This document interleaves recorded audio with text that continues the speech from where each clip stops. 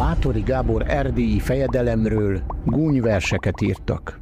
Te láttad a Tündérkert sorozat eddigi részeit? Az egyik főszereplő, Báthori Gábor erdélyi fejedelem, igen megosztó személyiség volt uralkodása idején, sőt még utána is. Több gúnyvers célkeresztjébe került a fiatal uralkodó. Rimai János költő Bolygó János álnéven 1608-ban jelentetett meg róla ironikus sorokat. Íme a vers. Hallottam hírödet, jó Báthori Gábor. Igen elvont téged ifjukat s az bor. Fejed szégyent vallott patakon az harckor, göncről is kassára szaladtál éjfélkor. Egyáltalán nem vicces. Szerinted ki lehetett a versben szereplő ifjú Kata? Bethlen Kata,